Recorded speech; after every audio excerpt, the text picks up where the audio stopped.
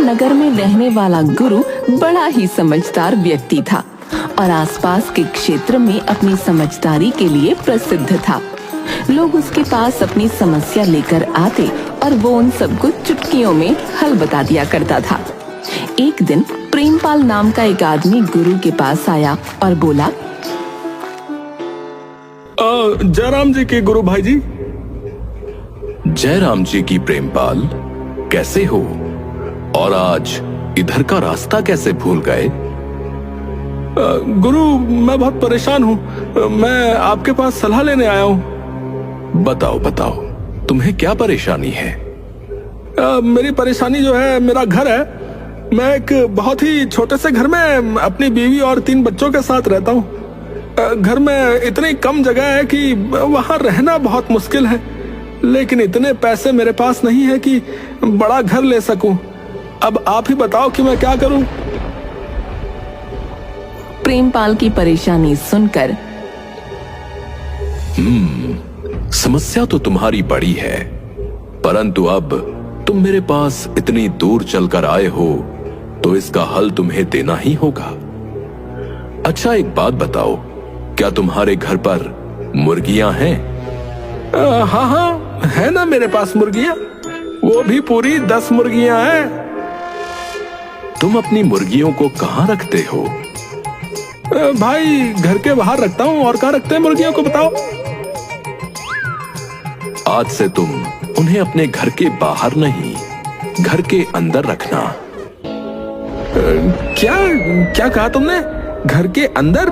अरे दिमाग तो ठीक है।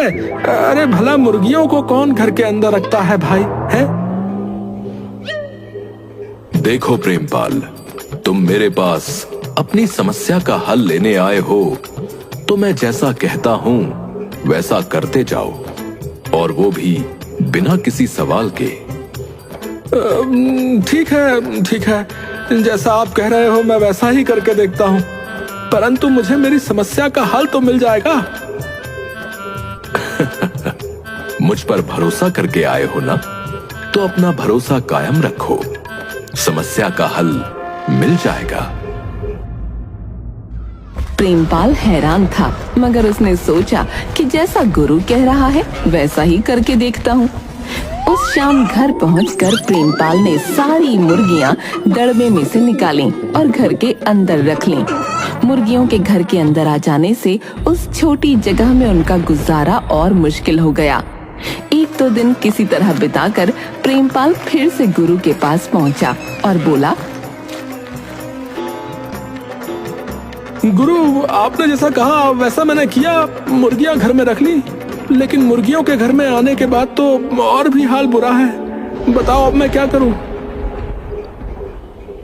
तुम्हारे घर में बकरियां हैं? हाँ, मेरे पास पूरी 4 बकरियां हैं। तुम बकरियों को कहाँ रखते हो?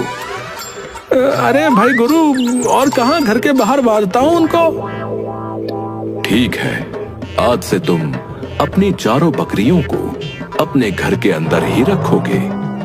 प्रेमपाल हैरान होकर गुरु को देखने लगा। जैसा कह रहा हूँ वैसा करो।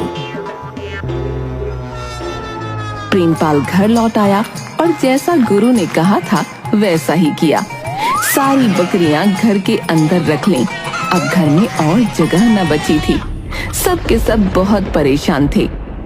कुछ दिन उसी तरह रहने के बाद प्रेमपाल फिर गुरु के पास पहुंचा और थोड़ा गुस्से में बोला, मेरा घर भर गया है। मुर्गे और बकरियों के कारण घर में रहना बहुत मुश्किल हो गया है। पाँव रखने को भी जगह नहीं बची है। तुम्हारे घर पर गधा है? तो क्या आप उस गधे को भी अपने घर में रख लूं? हाँ, रख लो। उस गधे को भी आज से अपने घर के अंदर ही रख लो। प्रेमपाल गुस्से में घर चला गया और गधे को भी घर के अंदर ही रख लिया। वो करता भी क्या, उसके पास गुरु की बात मानने के सिवा दूसरा कोई रास्ता भी नहीं था।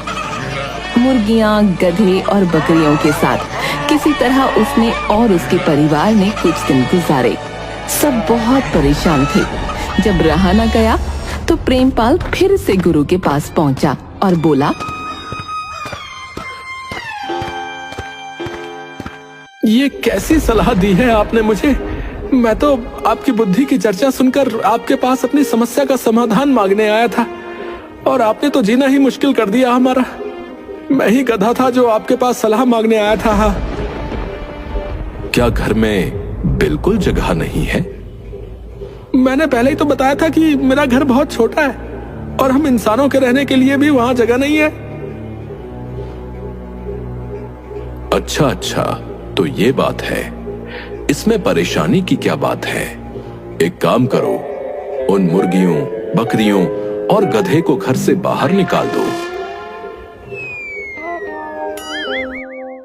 प्रेमपाल ने घर लौटकर मुर्गियों, बकरियों और गधे को घर से बाहर निकाल दिया।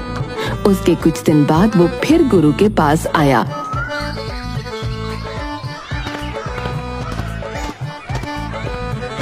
और उसका शुक्रिया अदा करने लगा। गुरु, आपने सच में कमाल की सलाह दी थी। हाँ, आप सच में, मैं और मेरा परिवार उस छोटे से घर में बहुत खुश हैं। उन जानवरों को घर से बाहर निकालने के बाद हमें घर में काफी जगह मिलने लगी है, जहां हम आराम से रह रहे हैं बिना किसी शिकायत के। भाई, तुम्हें तो मुझ पर बिल्कुल भी भरोसा नहीं रह गया था, परंतु मैं अपनी योजना में सफल रहा और मैं तुम्हें तुम्हारी समस्या का समाधान दे पाया। आज तुमने सीख लिया है कि जो तुम्हारे पास है उसका सही तरीके से कैसे उपयोग किया जाए, किस तरीके से प्रबंध करें कि जो है उसके साथ खुश रहें। प्रेमपाल मुस्कुराता हुआ गुरु के गले लगता है और उसे शुक्रिया कहता है। दूसरी तरफ शहर में रहने वाला मंगलू अपने रिश्तेदार के घर शादी में आता है। मंगलू के चाचा पड़ोस में रहने वाले गुरु को मंगलू से मिलवाते हैं। बेटा गुरु, ये मेरा भतीजा मंगलू है, शहर में रहता है। धोबी घाट के पीछे वाली जो बस्ती है ना, वहाँ पेशे से धोबी है। अच्छा पैसा कमाता है और ऐश की जिंदगी गुजार रहा है। और कैसी ऐश की जिंदगी चाचा? अब तो 2 वक्त की रोटी मिल जाए तो ऊपर वाले का शुक्र है। अब क्या बात है, बड़े उदास शब्दों में बात कर रहे हो? हाँ चाचा, पहले तो धंधा बहुत अच्छा था, अच्छे पैसे कमाता था, लेकिन अब कुछ समय से धंधा मंदा चल रहा है। मंगलू पेशी से धोबी है। शहर में लोगों के कपड़े धोने के लिए लाता और नदी के उस पार जाकर कपड़े धोकर सुखाकर रात तक लौट कर आता था। कपड़ों को लाना ले जाना मेहनत का काम था, इसलिए मंगलू ने एक गधा भी खरीद रखा था और उसने उस गधे का नाम भी रखा था वीरू। मंगलू का गधा वीरू सब बोझ उठाता है। अब क्या बात है मंगलू? चाचा, काम अब धीरे धीरे मंदा पड़ता जा रहा है, क्योंकि लोगों ने अब अपने घर कपड़े धुलाई करने वाली मशीन को लगा लिया है, जिसके कारण अब धोबी की जरूरत लोगों को नहीं पड़ती है, समझे? अब यही कारण है ना तुम्हारी उदासी का? हाँ चाचा, क्या करूं, परिवार की जिम्मेदारी भी तो है। ऊपर वाले पर भरोसा रखो, वो सब सही कर देगा। मंगलू, मैं तुम्हारे चाचा को अपने पिता के समान समझता हूँ। अगर तुम्हें कभी मेरी कोई जरूरत पड़े तो जरूर बताना। अब हाँ बेटा मंगलू, ये गुरु बड़ा ही होनहार है। सिर्फ हमारे गांव के ही नहीं, आसपास के रहने वाले लोग भी अब अपनी समस्याओं का समाधान लेने इसके पास आते हैं। हाँ, शुक्रिया भाई गुरु, परंतु मेरी समस्या का समाधान किसी के पास नहीं है और इसका समाधान मुझे खुद ही ढूंढना होगा। मंगलू शादी समाप्त होने के बाद शहर वापस लौट जाता है, परंतु उसकी स्थिति दिन ब दिन बिगड़ती ही जाती है। एक दिन मंगलू की पत्नी शीला मंगलू से बोली, इस तरह घर चलाना अब मुमकिन नहीं हो रहा है। आप कुछ और धंधा क्यों नहीं करते? अरे कहना आसान होता है लेकिन करना मुश्किल, समझी। मेरे पास कुछ और धंधा करने के लिए ना तो पैसे हैं और ना ही तजुर्बा है। मैं दूसरा कौन सा धंधा कर लूं बताओ? धंधा नहीं कर सकते तो कोई नौकरी क्यों नहीं कर लेते? कुछ पैसे तो आएंगे। नौकरी? अरे नौकरी कौन देगा भला मुझे? मैंने आज तक कभी किसी की नौकरी नहीं की है। मुझे लगता है आपको बड़े सेठ के पास जाना चाहिए। उसके पास आपके लिए कोई ना कोई काम जरूर होगा। बात तो तुम ठीक कह रही हो। उसका व्यापार भी बहुत दूर दूर तक फैला हुआ है। उसके यहाँ तो नौकरों की लाइन लगी रहती है। वो जरूर मुझे कोई ना कोई काम दे देगा। मैं कल ही उसके पास जाता हूँ। शहर के करोड़ीमल सेठ का व्यापार दूर दूर तक फैला था और उसके यहाँ काफी सारे नौकर काम किया करते थे। लेकिन शहर के लोग उसे करोड़ीमल की जगह बड़े सेठ के नाम से पुकारते थे। सेठ के यहाँ नौकरों की भीड़ लगी रहती थी। अगले दिन मंगलू बड़े सेठ के यहाँ काम की तलाश में पहुंचा। नमस्कार मालिक। नमस्कार नमस्कार। कहो मंगलू, कैसे आना हुआ? बस मालिक, काम जरा मंदा हो गया है। काम कैसे मंदा हो गया? क्या हुआ? आप जानते ही हैं मालिक, सबके घर में कपड़े की मशीन लग गई है तो काम अब मिलता नहीं है। हाँ, ये तो है। तो अब क्या करने का विचार है? कुछ भी काम मिल जाए मालिक, वो कर लूंगा। मेरे यहाँ काम करोगे? जी जी हुजूर, मेहरबानी होगी।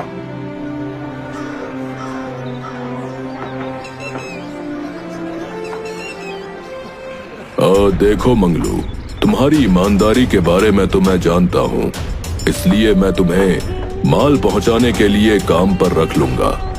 मुझे माल पहुँचाने के लिए आदमियों की जरूरत रहती है। मालिक, मैं पूरी ईमानदारी के साथ काम करूंगा। आपको शिकायत का मौका नहीं दूंगा। मुझे पता है और तुम पर पूरा विश्वास भी है, लेकिन इस काम के लिए तुम्हें किसी सवारी की जरूरत पड़ेगी। कभी कभी माल भारी भी होता है। मालिक, आप उसकी फिक्र मत कीजिए। मेरे पास माल की ढुलाई करने के लिए मेरा गधा वीरू है ना, वो इसमें मेरी मदद करेगा। सेठ ने मंगलू को माल पहुंचाने के लिए रख लिया। मंगलू अब सेठ के यहाँ काम करने लगा था। माल ढुलाई में वीरू उसके बहुत काम आता था।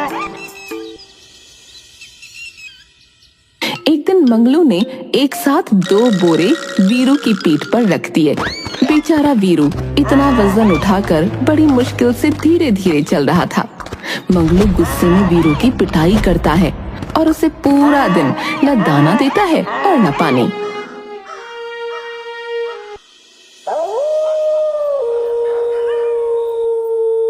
रात को पीठ की दर्द से परेशान हो वीरू खुद से बातें करता है।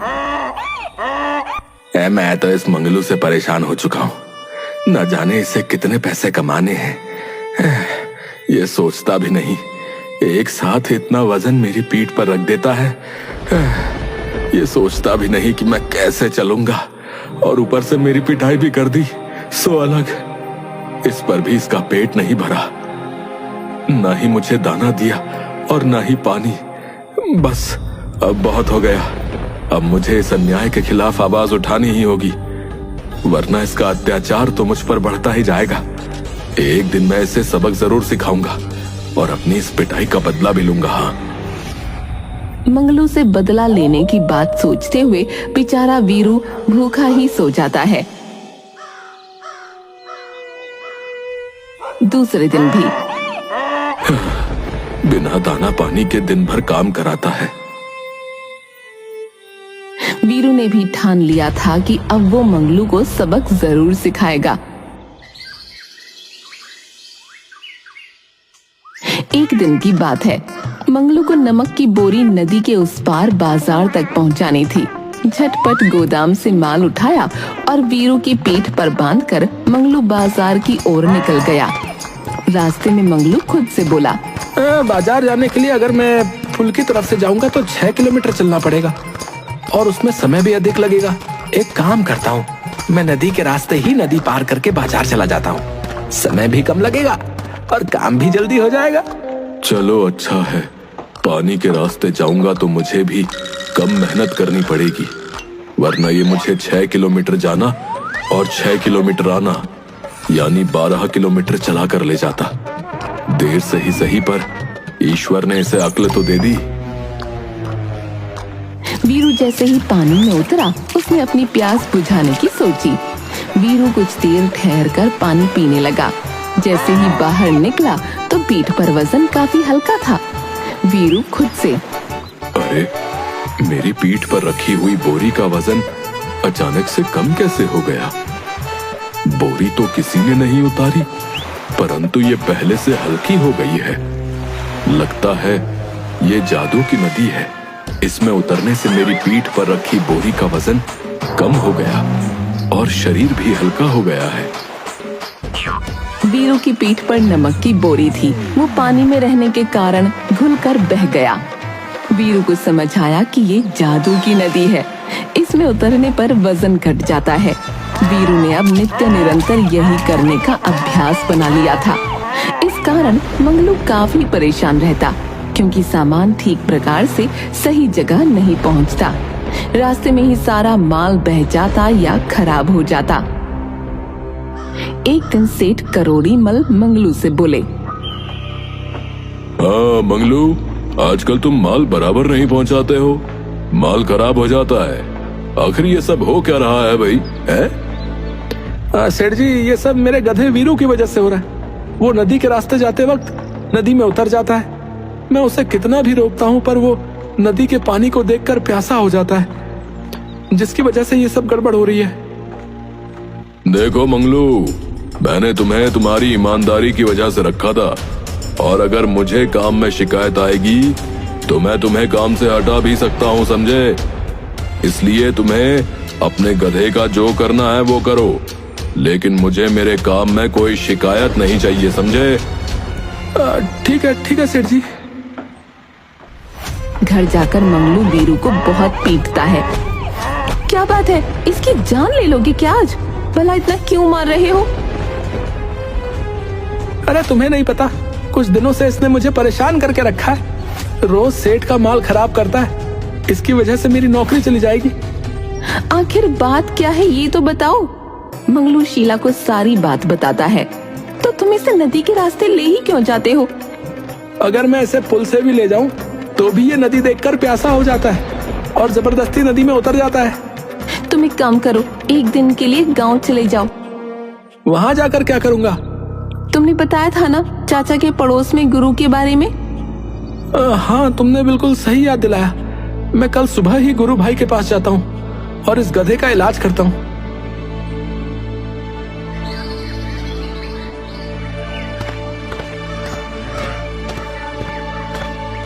मंगलू गुरु के पास जाता है और उसे अपनी सारी समस्या बताता है। कोई बात नहीं मंगलू भाई, आप बिल्कुल फिक्र मत कीजिए। आप वापस शहर जाकर एक बोरी रुई भरकर वीरू की पीठ पर बांध दीजिएगा। उससे क्या होगा गुरु भाई? उसी से सब कुछ होगा। बस मैंने आपसे जैसा कहा है आप करिए। अरे आज तो मालिक ने मेरी पीठ पर काफी हल्का वजन रखा है। लगता है इसकी अक्ल ठिकाने आ गई। अब ये कभी मुझसे पंगा नहीं लेगा। चलो जल्दी समझ गया तो इसके लिए ही अच्छा है। वीरू खुशी से मस्तानी चाल में चला जा रहा था। नदी के पास पहुंचते ही वीरू अपनी आदत के अनुसार पानी में उतर जाता है और धीरे धीरे पानी पीकर आराम करता है। कुछ देर बाद जैसे ही वो बाहर निकला, उसकी पीठ पर वजन पहले से अधिक था। ये क्या हो गया? ये वजन तो आम दिनों की तरह कम होना चाहिए था, परंतु इस जादुई नदी में आने से बढ़ कैसे गया? मेरे तो पैर भी नहीं उठ रहे हैं इस वजन के कारण। मैं क्या करूं? मेरा शरीर तो वजन के कारण नीचे की तरफ बैठा जा रहा है। वीरू की समझ में कुछ नहीं आ रहा था। तभी मंगलू ने अपना डंडा उठाया और वीरू को आगे की तरफ चलने के लिए मारना शुरू कर दिया। चल चल आगे चल। अब समझ आया तुझे? तू रोज मुझे परेशान करता था, सेठ का सामान खराब करता था। आज मैं तेरी सारी गर्मी उतारूंगा। वीरू को अब समझ आ चुका था कि उसकी करनी का ये फल है। जिस प्रकार वो प्रतिदिन मंगलू को परेशान करता था, आज मंगलू ने बदला लिया है। आज की पिटाई के बाद फिर वीरू ने दोबारा कभी मंगलू को परेशान नहीं किया। जादुई नदी के चक्कर में वीरू की शामत आ गई थी।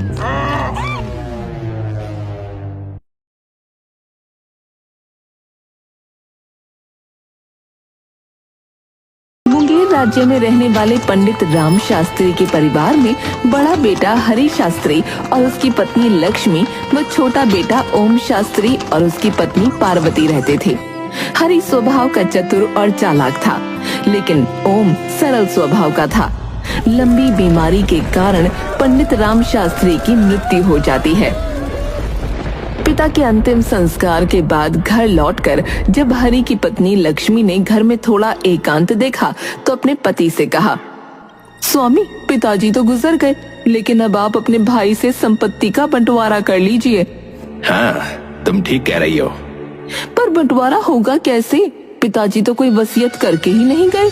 तुम देखती जाओ मैं किस चालाकी से बंटवारा करता हूँ। शाम के वक्त हरि शास्त्री अपने भाई से, ओम, हम दोनों भाई विवाहित हैं। पिताजी के बाद हमें अपनी गृहस्थी अलग कर लेनी चाहिए।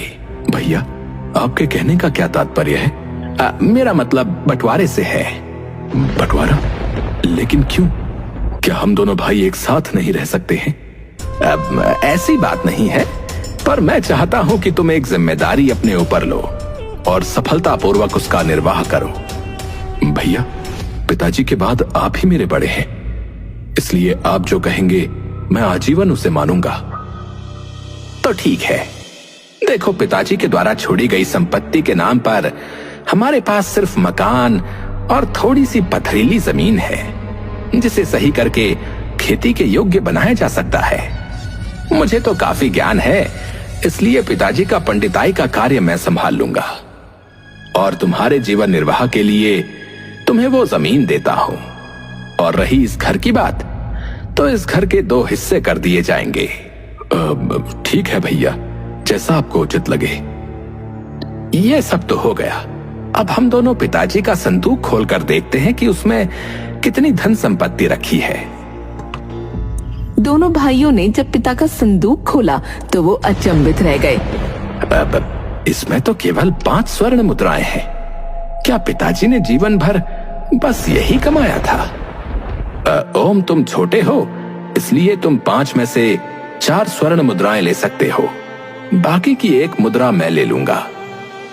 ठीक है भैया। रात के समय, ये तुमने क्या किया?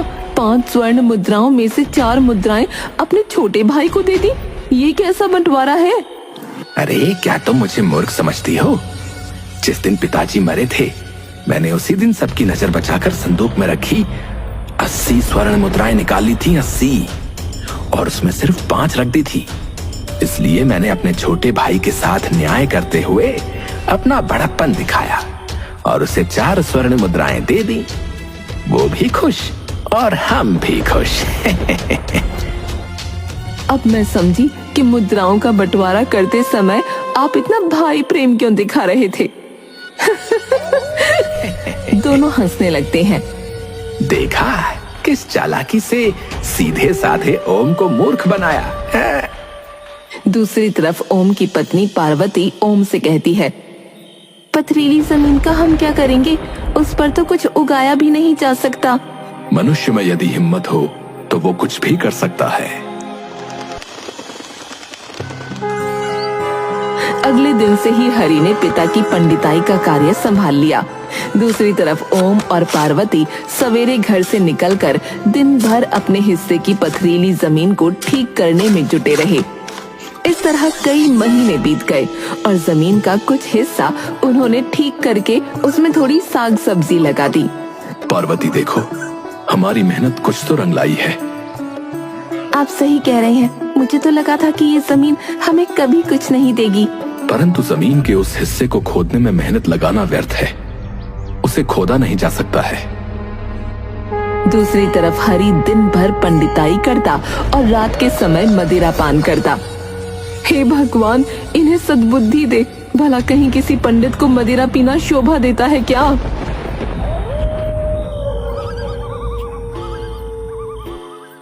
समझ नहीं आ रहा है कि आखिर करूं तो क्या करूं।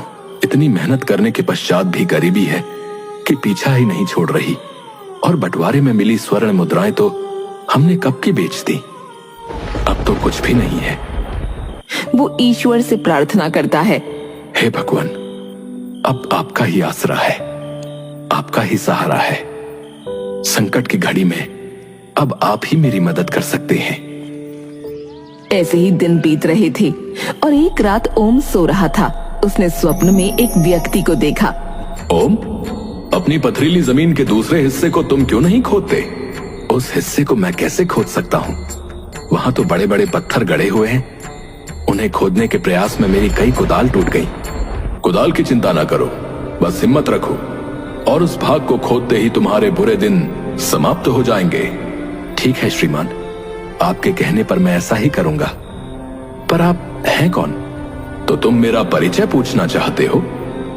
हाँ श्रीमान, मैंने आपको पहचाना नहीं। मैं वही हूं जिसको पुकार कर तुम बार बार यही कहते रहते हो कि अब मुझे आपका ही सहारा है।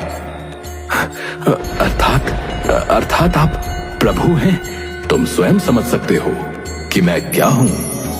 तभी ओम का स्वप्न टूट जाता है और वो उठकर बैठ जाता है। क्या मैं कोई स्वप्न देख रहा था या वास्तव में भगवान ने मुझे दर्शन दिए? तभी उसकी दृष्टि अपने सिरहाने पर रखी कुदाल पर पड़ी। अरे, ये कुदाल यहाँ किसने रखी? हैरान होते हुए उसने कुदाल अपने हाथों में उठा ली। कुदाल तो बड़ी मजबूत है, ठोस धातु की बनी हुई है। पृथ्वी पर तो ऐसी मजबूत कुदाल आज तक नहीं देखी। परंतु इसे यहाँ कौन रख गया? तभी उसके मन में एक विचार आया। कहीं सच में भगवान ने मुझे दर्शन तो नहीं दिए और उन्होंने ही ये कुदाल स्वयं मेरे सिरहाने रख दी हो? हाँ, अवश्य यही हुआ होगा, अवश्य।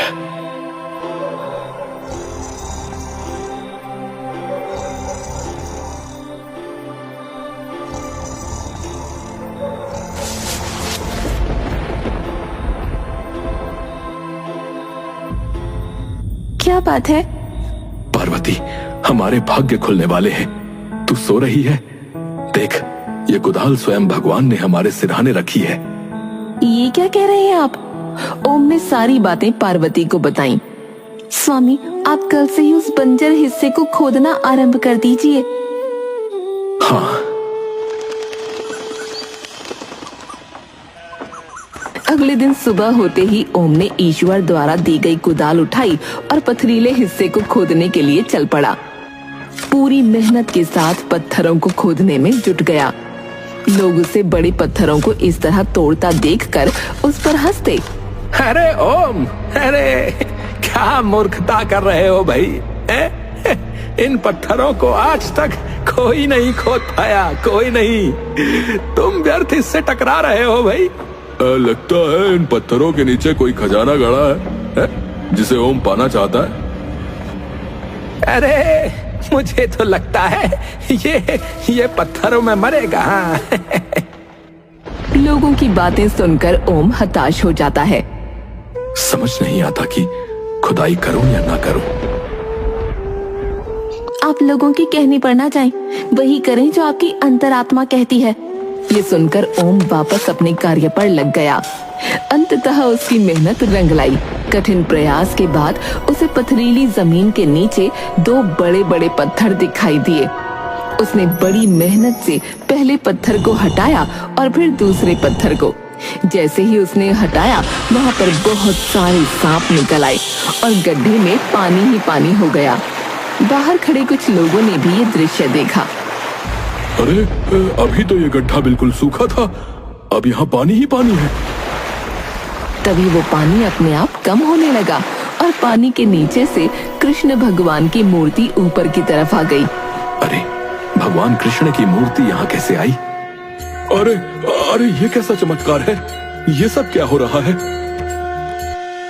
ओम जैसे ही मूर्ति को उठाता है, मूर्ति से आवाज आती है, ओम मुझे इस स्थान से न हटाओ, मुझे यहीं पर विराजमान कर दो। सबके सहयोग से मेरे लिए यहाँ पर एक मंदिर का निर्माण करो। आकाशवाणी सुनते ही सभी लोग अपने ही स्थान पर हाथ जोड़कर रुक जाते हैं। ठीक है भगवान, आपका आदेश मेरे सर माथे पर, मैं इसे अवश्य पूर्ण करूंगा, अवश्य पूर्ण करूंगा। ये खबर आग की तरह चारों ओर फैल गई। अरे, तुमने सुना? ओम की पथरीली जमीन से खुदाई में भगवान कृष्ण की एक मूर्ति मिली है भाई। अरे, वो कोई मामूली मूर्ति नहीं है भाई। आकाशवाणी द्वारा भगवान ने स्वयं कहा है कि उनके लिए उस स्थान पर एक मंदिर बनाया जाए। हाँ हाँ, ये तो बड़ा पुण्य का कार्य है भाई। हम सबको ओम को पूरा सहयोग देना होगा भाई। चलो चलो, इस काम में देरी नहीं करनी चाहिए। आज ही भगवान के लिए मंदिर बनाने के निर्माण कार्य में जुट जाते हैं। हाँ,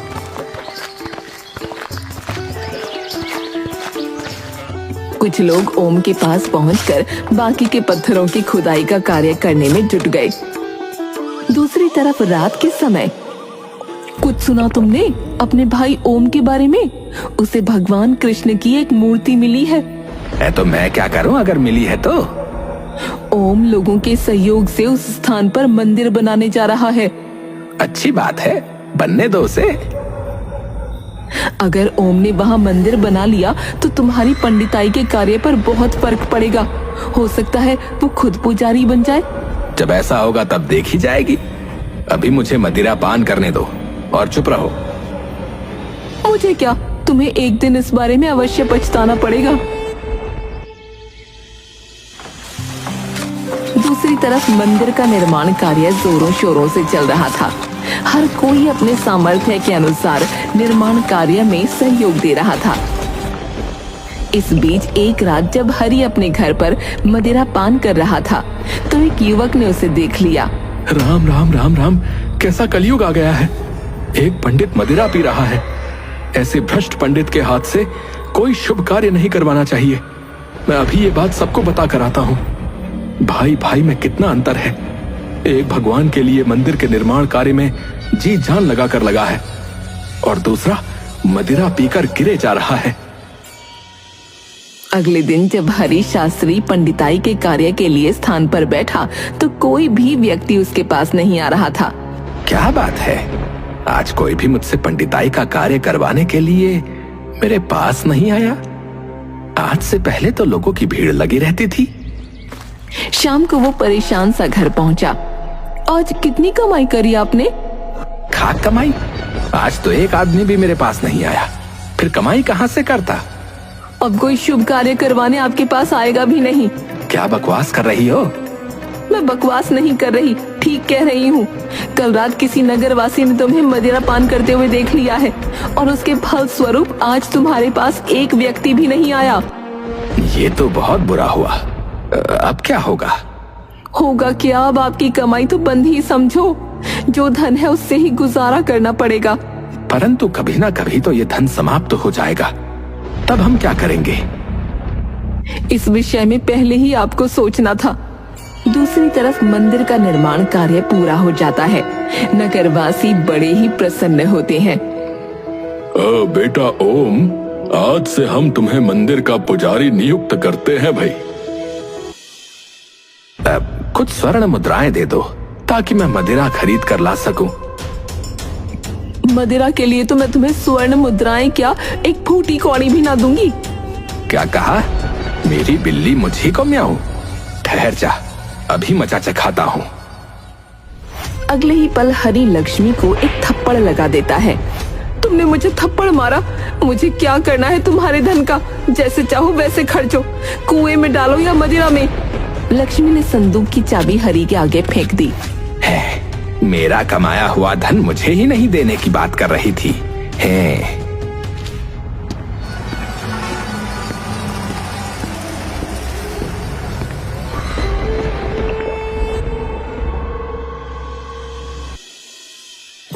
इसे संभाल कर रख दो। ये मंदिर में आने वाला आज का चढ़ावा है।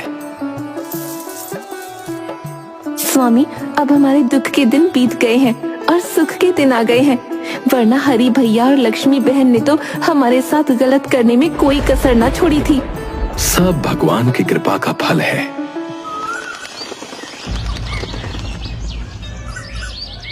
एक दिन मंदिर में एक पति पत्नी आए। हे प्रभु, तूने एक औलाद दी, वो भी जन्म से अंधी। भगवान बहुत आस लेकर आए हैं, इसकी आंखों में ज्योति भर दो। दोनों पति पत्नी भगवान के चरणों में सर झुकाकर रोने लगे। भगवान, हम पर कृपा करो प्रभु, और हमारी पुकार सुन लो। भगवान, हम पर कृपा करो और हमारी पुकार सुन लो। तभी मूर्ति से एक दिव्य ज्योति निकलती है और उस बालक की आंखों पर जाती है। अगले ही पल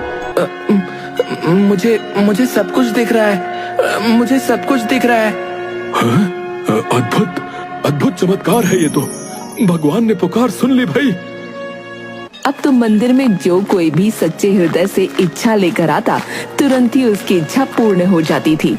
दूर दूर तक इस बात की चर्चा होने लगी। मैं तो सारा दिन मंदिर में व्यस्त रहता हूँ। क्या तुम्हें बड़े भैया के बारे में कुछ हालचाल मालूम है? वो कैसे हैं? वो आजकल बड़ी मुसीबत में है। उनकी पंडिताई का कार्य बिल्कुल ठप हो गया है। ये तो अच्छा नहीं हुआ।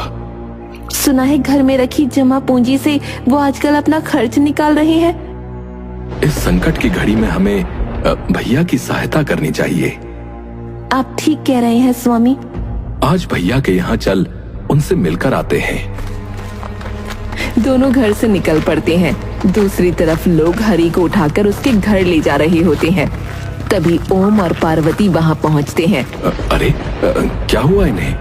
अरे होगा क्या भाई, मदिरा के नशे में चूर होकर सड़क पर पड़ा हुआ था और एक टांगे वाले ने इसे टक्कर मार दी।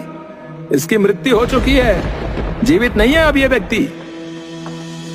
ओम दुखी मन से अपने भाई केशव को घर ले जाता है। स्वामी, ये आपको क्या हो गया? दीदी रोइए नहीं, कुदरत को शायद ऐसा ही मंजूर था। भाभी हिम्मत से काम लीजिए। भैया चले गए हैं तो क्या, हम तो तुम्हारे साथ हैं। अंतिम संस्कार के पश्चात ओम लक्ष्मी से, भाभी आज से आप हमारे साथ हमारे घर पर रहेंगी। मैंने और तुम्हारे भाई ने तुम्हारे साथ घोर अन्याय किया था, मुझे क्षमा कर दो। भाभी, बीती बातों को भूल जाओ, भलाई इसी में है। ओम और पार्वती आदर सहित लक्ष्मी को अपने घर ले आते हैं।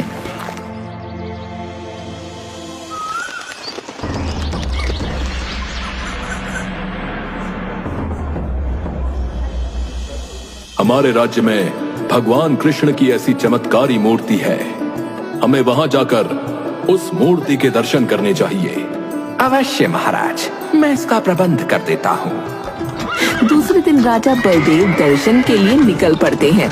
जैसे ही उनका रथ महल के मुख्य द्वार से बाहर निकलता है, अचानक रथ के पहिए रथ से अलग हो जाते हैं और महाराज को महल वापस लौटना पड़ता है।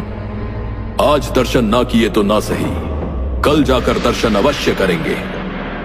अगले दिन महाराज फिर से दर्शन के लिए महल से निकलते हैं, पर बाहर आते ही अरे, लगता है बहुत भयंकर आंधी तूफान आने वाला है।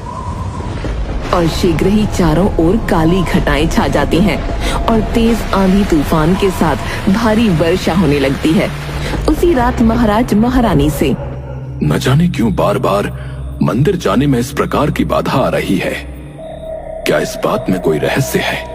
इस विषय में विचार करते करते उन्हें नींद आ जाती है और नींद में महाराज को दिखता है कि एक दिव्य पुरुष उनके समक्ष खड़ा है और उनसे कह रहा है, बलदेव, तुम जिस मूर्ति के दर्शन की इच्छा कर रहे हो, उसके दर्शन का अधिकार केवल आम जनता को है।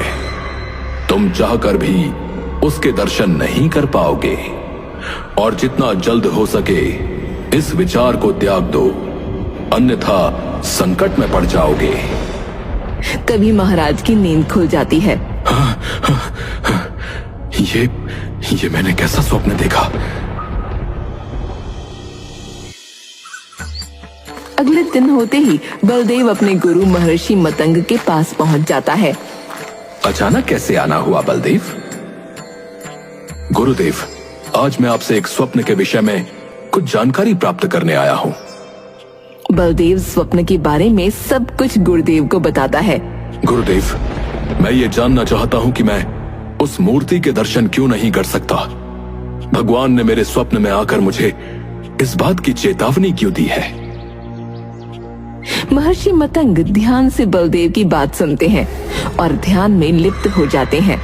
कुछ देर बाद जब उनका ध्यान खत्म होता है, बलदेव, जो मूर्ति खुदाई में मिली है उसे 500 वर्ष पूर्व तुमने स्वयं अपने हाथों से उस स्थान पर फेंका था। ये आप क्या कह रहे हैं गुरुदेव? हाँ बलदेव, सच्चाई यही है। आज से 500 वर्ष पूर्व मुंगेर राज्य के स्थान पर रत्नागिरी नाम का राज्य था। रत्नागिरी राज्य पर राजा चतुर्भुज का राज्य था। वो पक्का नास्तिक था। दुर्भाग्यवश जिस राजकुमारी रूपाली के साथ उसका विवाह हुआ वो मीरा की भांति कृष्ण की दीवानी थी। विदाई के समय वो अपने साथ भगवान कृष्ण की प्रतिमा हाथ में लेकर आ रही थी। तब उसके पिता राजा शीतल सेन ने कहा, बेटी रूपाली, राजा चतुर्भुज भगवान के नाम से भी चिढ़ता है। तुम ससुराल पहुंचकर कृष्ण भगवान की पूजा कैसे कर पाओगी?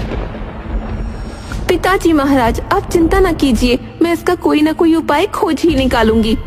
रत्नागिरी पहुंचने के कुछ दिनों के पश्चात रानी रूपाली ने रत्नागिरी के प्रधानमंत्री श्यामल को अपनी योजना का हिस्सेदार बना लिया।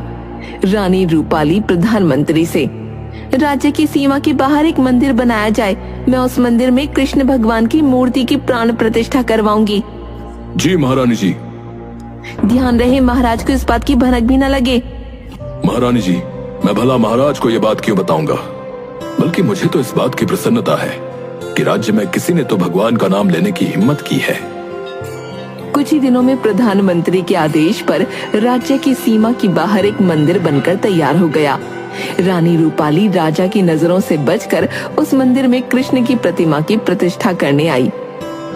पुजारी जी, मैं आपको इस मंदिर की पूजा अर्चना के लिए नियुक्त करती हूँ। जी महारानी जी। अब रानी प्रत्येक रात्रि को राजा चतुर्भुज के गहरी नींद में सो जाने के बाद रथ पर बैठकर कृष्ण भगवान की पूजा हेतु सीमा पर स्थित मंदिर की ओर चल देती थी। मंदिर जाकर वो पूर्ण भक्ति भाव से कृष्ण भगवान की पूजा आराधना करती। एक दिन अर्धरात्रि के पश्चात अचानक राजा चतुर्भुज की आंख खुली तो उन्होंने रानी रूपाली को वहां न पाया और बहुत खोजने पर भी रानी उन्हें महल में नहीं मिली। तब अगली रात्रि वो रानी रूपाली का पीछा करते हुए सीमा पर स्थित मंदिर में जा पहुंचा। चतुर्भुज के क्रोध की तो कोई सीमा ही नहीं रही। रानी, तुम आज तक हमें धोखा देती रही हो। हमारे होते हुए तुम इस पत्थर की पूजा करती थी। महाराज, मैंने आपको कोई धोखा नहीं दिया है। हमारे राज्य में तुम्हें पूजा आराधना करने की हिम्मत कैसे हुई? हम तुम्हें तुम्हारी इस दुष्टता का दंड अवश्य देंगे। ये कहकर चतुर्भुज ने तलवार निकाली और उस पंडित को मार दिया। महाराज, ये आपने क्या अनर्थ कर दिया? मैं इस पत्थर की मूर्ति को अब यहाँ नहीं रहने दूंगा। महाराज रुक जाइए और अनर्थ न करें। चतुर्भुज ने मूर्ति को उसके स्थान से उठाया और धरती पर फेंक दिया, परंतु जरा सी पत्थर की मूर्ति पृथ्वी पर गिरने से एक विशाल गड्ढा हो गया। महाराज, आपने मेरे भगवान का इतना अपमान किया है, अब मैं जीवित नहीं रह सकती। ये कहते हुए वो उस गड्ढे में कूद गई। महारानी रूपाली, ये क्या किया आपने? ये क्या किया? तभी रत्नागिरी राज्य में मानो प्रलय सी आ गई हो। सारी सृष्टि उलट पुलट हो रही थी। पूरा राज्य पल भर में तहस नहस हो गया और चतुर्भुज मंदिर में ही दबकर मर गया। बलबीर, ओम को जिस स्थान पर कृष्ण की मूर्ति मिली 500 वर्ष पूर्व उसी स्थान पर वो मंदिर था जिसे रानी रूपाली ने बनवाया था। रानी रूपाली की आत्मा ने 500 वर्षों तक भटकने के बाद अब ओम के रूप में जन्म लिया है और राजा चतुर्भुज ने तुम्हारे रूप में। आप ये क्या कह रहे हैं गुरुदेव? बलदेव, 500 वर्ष पूर्व तुमने उस मूर्ति का घोर अपमान किया था, इसलिए भगवान नहीं चाहते कि इस जन्म में तुम उस मूर्ति को देख सको। गुरुदेव, राजा चतुर्भुज के रूप में मैंने जो अन्याय किया था, क्या उसका कोई प्रायश्चित नहीं है? उपाय है। तुम किसी शिल्प से भगवान कृष्ण की वैसी ही मूर्ति बनवाकर अपने महल में स्थापित करवाओ। मैं ऐसा ही करूंगा गुरुदेव।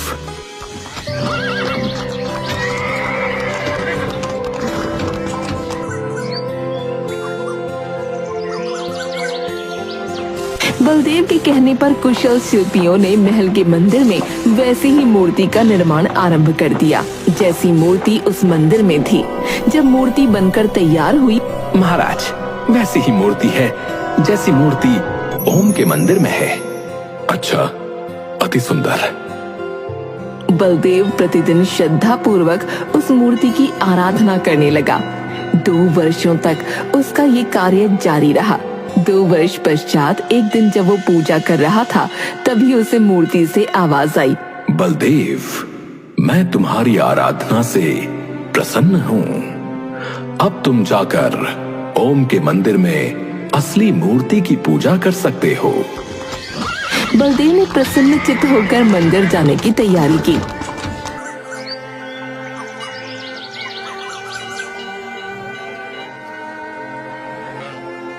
उसकी आंखों से अविरल अश्रु धारा बह रही थी। भगवान, भगवान, आज आपने मुझ अधर्मी को क्षमा कर दिया। मुझे क्षमा कर दिया प्रभु। तत्पश्चात महाराज ओम से, ओम, भगवान ने मुझे तो क्षमा कर दिया, अब तुम भी मुझे क्षमा कर दो। मैं तुम्हारा भी अपराधी हूं। महाराज, ये आप क्या कह रहे हैं? ओम, मैं ठीक कह रहा हूं। आज मैं तुम्हें राज पंडित घोषित कर अपने अपराध का प्रायश्चित कर रहा हूं।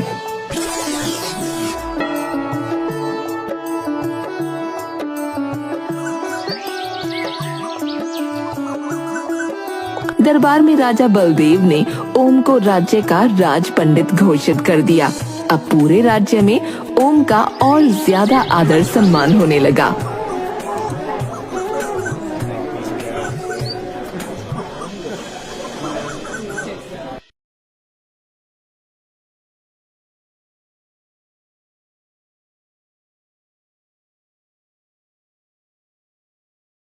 मुंगेर राज्य में रहने वाले पंडित राम शास्त्री के परिवार में बड़ा बेटा हरि शास्त्री और उसकी पत्नी लक्ष्मी व छोटा बेटा ओम शास्त्री और उसकी पत्नी पार्वती रहते थे।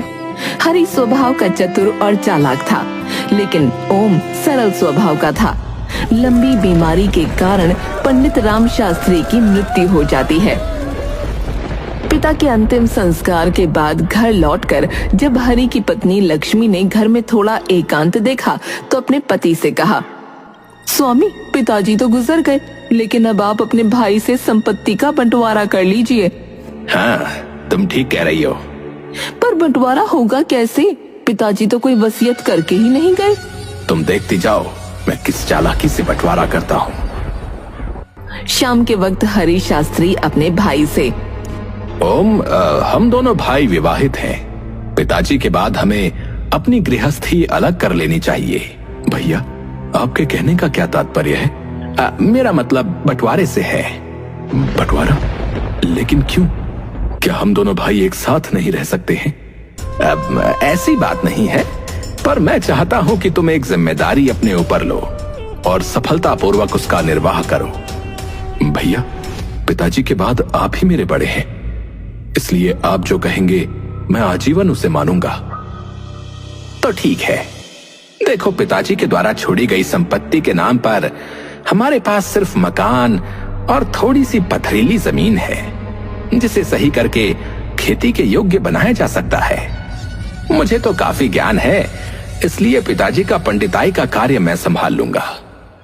और तुम्हारे जीवन निर्वाह के लिए तुम्हें वो जमीन देता हूं। और रही इस घर की बात, तो इस घर के 2 हिस्से कर दिए जाएंगे। ठीक है भैया, जैसा आपको उचित लगे। ये सब तो हो गया। अब हम दोनों पिताजी का संदूक खोलकर देखते हैं कि उसमें कितनी धन संपत्ति रखी है। दोनों भाइयों ने जब पिता का संदूक खोला तो वो अचंभित रह गए। इसमें तो केवल 5 स्वर्ण मुद्राएं हैं। क्या पिताजी ने जीवन भर बस यही कमाया था? ओम, तुम छोटे हो, इसलिए तुम 5 में से 4 स्वर्ण मुद्राएं ले सकते हो। बाकी की 1 मुद्रा मैं ले लूंगा। ठीक है भैया। रात के समय, ये तुमने क्या किया? 5 स्वर्ण मुद्राओं में से 4 मुद्राएं अपने छोटे भाई को दे दी। ये कैसा बंटवारा है? अरे, क्या तुम मुझे मूर्ख समझती हो?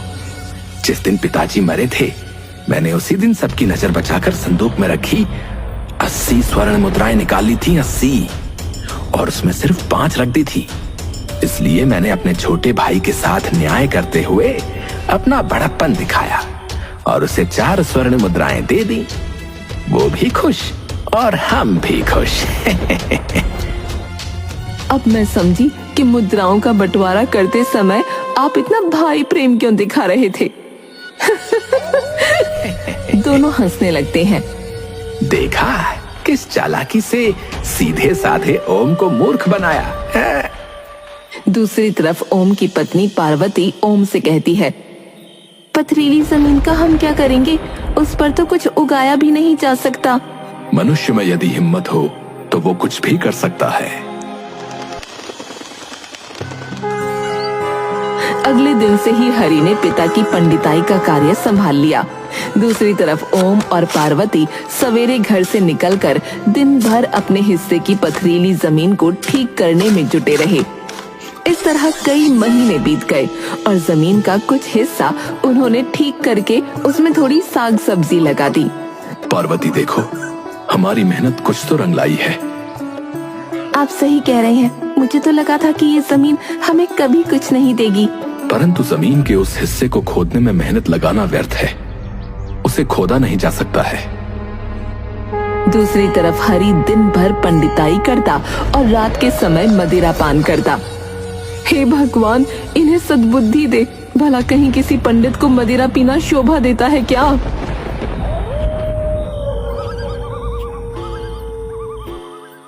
समझ नहीं आ रहा है कि आखिर करूं तो क्या करूं। इतनी मेहनत करने के पश्चात भी गरीबी है कि पीछा ही नहीं छोड़ रही। और बंटवारे में मिली स्वर्ण मुद्राएं तो हमने कब की बेच दी। अब तो कुछ भी नहीं है। वो ईश्वर से प्रार्थना करता है, हे भगवान, अब आपका ही आसरा है, आपका ही सहारा है। संकट की घड़ी में अब आप ही मेरी मदद कर सकते हैं। ऐसे ही दिन बीत रहे थे और एक रात ओम सो रहा था। उसने स्वप्न में एक व्यक्ति को देखा। ओम, अपनी पथरीली जमीन के दूसरे हिस्से को तुम क्यों नहीं खोदते? उस हिस्से को मैं कैसे खोद सकता हूँ?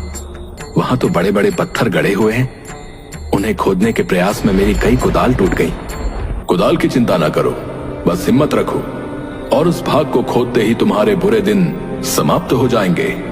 ठीक है श्रीमान, आपके कहने पर मैं ऐसा ही करूंगा। पर आप हैं कौन? तो तुम मेरा परिचय पूछना चाहते हो? हाँ श्रीमान, मैंने आपको पहचाना नहीं। मैं वही हूं जिसको पुकार कर तुम बार बार यही कहते रहते हो कि अब मुझे आपका ही सहारा है। अर्थात आप प्रभु हैं। तुम स्वयं समझ सकते हो कि मैं क्या हूं। तभी ओम का स्वप्न टूट जाता है और वो उठकर बैठ जाता है। क्या मैं कोई स्वप्न देख रहा था या वास्तव में भगवान ने मुझे दर्शन दिए? तभी उसकी दृष्टि अपने सिरहाने पर रखी कुदाल पर पड़ी। अरे, ये कुदाल यहाँ किसने रखी? हैरान होते हुए उसने कुदाल अपने हाथों में उठा ली। कुदाल तो बड़ी मजबूत है, ठोस धातु की बनी हुई है। पृथ्वी पर तो ऐसी मजबूत कुदाल आज तक नहीं देखी। परंतु इसे यहाँ कौन रख गया? तभी उसके मन में एक विचार आया। कहीं सच में भगवान ने मुझे दर्शन तो नहीं दिए? और उन्होंने ही ये कुदाल स्वयं मेरे सिरहाने रख दी हो। हाँ हाँ, अवश्य यही हुआ होगा, अवश्य।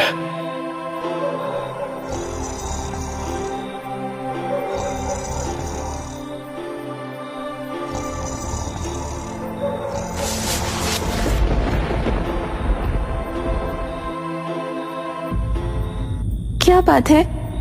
पार्वती, हमारे भाग्य खुलने वाले हैं। तू सो रही है? देख, ये कुदाल स्वयं भगवान ने हमारे सिरहाने रखी है। ये क्या कह रहे हैं आप? ओम ने सारी बातें पार्वती को बताईं। स्वामी, आप कल से ही उस बंजर हिस्से को खोदना आरंभ कर दीजिए। हाँ। अगले दिन सुबह होते ही ओम ने ईश्वर द्वारा दी गई कुदाल उठाई और पथरीले हिस्से को खोदने के लिए चल पड़ा। पूरी मेहनत के साथ पत्थरों को खोदने में जुट गया। लोग उसे बड़े पत्थरों को इस तरह तोड़ता देखकर उस पर हंसते। अरे ओम, अरे क्या मूर्खता कर रहे हो भाई? इन पत्थरों को आज तक कोई नहीं खोद पाया, कोई नहीं। तुम व्यर्थ इससे टकरा रहे हो भाई। लगता है इन पत्थरों के नीचे कोई खजाना गड़ा है जिसे ओम पाना चाहता है। अरे मुझे तो लगता है ये पत्थरों में मरेगा। लोगों की बातें सुनकर ओम हताश हो जाता है। समझ नहीं आता कि खुदाई करूं या ना करूं। आप लोगों के कहने पर ना जाएं, वही करें जो आपकी अंतरात्मा कहती है। ये सुनकर ओम वापस अपने कार्य पर लग गया। अंततः उसकी मेहनत रंग लाई। कठिन प्रयास के बाद उसे पथरीली जमीन के नीचे 2 बड़े बड़े पत्थर दिखाई दिए। उसने बड़ी मेहनत से पहले पत्थर को हटाया और फिर दूसरे पत्थर को। जैसे ही उसने हटाया, वहाँ पर बहुत सारे सांप निकल आए और गड्ढे में पानी ही पानी हो गया। बाहर खड़े कुछ लोगों ने भी ये दृश्य देखा। अरे, अभी तो ये गड्ढा बिल्कुल सूखा था, अब यहाँ पानी ही पानी है। तभी वो पानी अपने आप कम होने लगा और पानी के नीचे से कृष्ण भगवान की मूर्ति ऊपर की तरफ आ गई। अरे, भगवान कृष्ण की मूर्ति यहाँ कैसे आई? अरे अरे, ये कैसा चमत्कार है? ये सब क्या हो रहा है? ओम जैसे ही मूर्ति को उठाता है, मूर्ति से आवाज आती है, ओम, मुझे इस स्थान से न हटाओ, मुझे यहीं पर विराजमान कर दो। सबके सहयोग से मेरे लिए यहाँ पर एक मंदिर का निर्माण करो। आकाशवाणी सुनते ही सभी लोग अपने ही स्थान पर हाथ जोड़कर रुक जाते हैं। ठीक है भगवान, आपका आदेश मेरे सर माथे पर, मैं इसे अवश्य पूर्ण करूंगा, अवश्य पूर्ण करूंगा। ये खबर आग की तरह चारों ओर फैल गई। अरे, तुमने सुना? ओम की पथरीली जमीन से खुदाई में भगवान कृष्ण की एक मूर्ति मिली है भाई। अरे वो कोई मामूली मूर्ति नहीं है भाई। आकाशवाणी द्वारा भगवान ने स्वयं कहा है कि उनके लिए उस स्थान पर एक मंदिर बनाया जाए। हाँ हाँ, ये तो बड़ा पुण्य का कार्य है भाई। हम सबको ओम को पूरा सहयोग देना होगा भाई। चलो चलो, इस काम में देरी नहीं करनी चाहिए।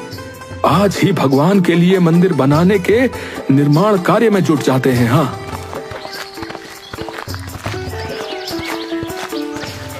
कुछ लोग ओम के पास पहुंचकर बाकी के पत्थरों की खुदाई का कार्य करने में जुट गए। दूसरी तरफ रात के समय, कुछ सुना तुमने अपने भाई ओम के बारे में? उसे भगवान कृष्ण की एक मूर्ति मिली है। तो मैं क्या करूं अगर मिली है तो? ओम लोगों के सहयोग से उस स्थान पर मंदिर बनाने जा रहा है। अच्छी बात है, बनने दो उसे। अगर ओम ने वहाँ मंदिर बना लिया तो तुम्हारी पंडिताई के कार्य पर बहुत फर्क पड़ेगा। हो सकता है वो खुद पुजारी बन जाए। जब ऐसा होगा तब देखी जाएगी। अभी मुझे मदिरा पान करने दो और चुप रहो। मुझे क्या, तुम्हें एक दिन इस बारे में अवश्य पछताना पड़ेगा। दूसरी तरफ मंदिर का निर्माण कार्य जोरों शोरों से चल रहा था। हर कोई अपने सामर्थ्य के अनुसार निर्माण कार्य में सहयोग दे रहा था। इस बीच एक रात जब हरि अपने घर पर मदिरा पान कर रहा था तो एक युवक ने उसे देख लिया। राम राम राम राम, कैसा कलयुग आ गया है। एक पंडित मदिरा पी रहा है। ऐसे भ्रष्ट पंडित के हाथ से कोई शुभ कार्य नहीं करवाना चाहिए। मैं अभी ये बात सबको बता कर आता हूं। भाई भाई में कितना अंतर है। एक भगवान के लिए मंदिर के निर्माण कार्य में जी जान लगाकर लगा है और दूसरा मदिरा पीकर गिरे जा रहा है। अगले दिन जब हरि शास्त्री पंडिताई के कार्य के लिए स्थान पर बैठा तो कोई भी व्यक्ति उसके पास नहीं आ रहा था। क्या बात है, आज कोई भी मुझसे पंडिताई का कार्य करवाने के लिए मेरे पास नहीं आया। आज से पहले तो लोगों की भीड़ लगी रहती थी। शाम को वो परेशान सा घर पहुंचा। आज कितनी कमाई करी आपने? खाक कमाई? आज तो एक आदमी भी मेरे पास नहीं आया, फिर कमाई कहां से करता। अब कोई शुभ कार्य करवाने आपके पास आएगा भी नहीं। क्या बकवास कर रही हो? मैं बकवास नहीं कर रही, ठीक कह रही हूँ। कल रात किसी नगरवासी ने तुम्हें मदिरा पान करते हुए देख लिया है और उसके फल स्वरूप आज तुम्हारे पास एक व्यक्ति भी नहीं आया। ये तो बहुत बुरा हुआ। अब क्या होगा? होगा क्या, अब आपकी कमाई तो बंद ही समझो। जो धन है उससे ही गुजारा करना पड़ेगा। परंतु कभी ना कभी तो ये धन समाप्त हो जाएगा, तब हम क्या करेंगे? इस विषय में पहले ही आपको सोचना था। दूसरी तरफ मंदिर का निर्माण कार्य पूरा हो जाता है। नगरवासी बड़े ही प्रसन्न होते हैं। बेटा ओम, आज से हम तुम्हें मंदिर का पुजारी नियुक्त करते हैं भाई। कुछ स्वर्ण मुद्राएं दे दो ताकि मैं मदिरा खरीद कर ला सकूं। मदिरा के लिए तो मैं तुम्हें स्वर्ण मुद्राएं क्या, एक फूटी कौड़ी भी ना दूंगी। क्या कहा? मेरी बिल्ली मुझी को म्याऊं? ठहर जा, अभी मचा चखाता हूँ। अगले ही पल हरि लक्ष्मी को एक थप्पड़ लगा देता है। तुमने मुझे थप्पड़ मारा? मुझे क्या करना है तुम्हारे धन का? जैसे चाहो वैसे खर्चो, कुएं में डालो या मदिरा में। लक्ष्मी ने संदूक की चाबी हरि के आगे फेंक दी। है, मेरा कमाया हुआ धन मुझे ही नहीं देने की बात कर रही थी। है।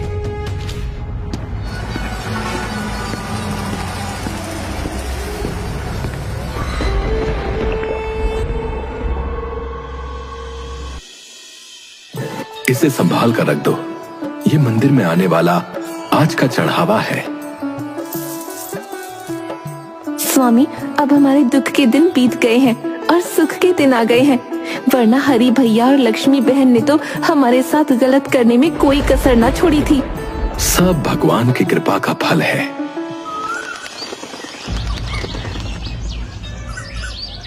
एक दिन मंदिर में एक पति पत्नी आए।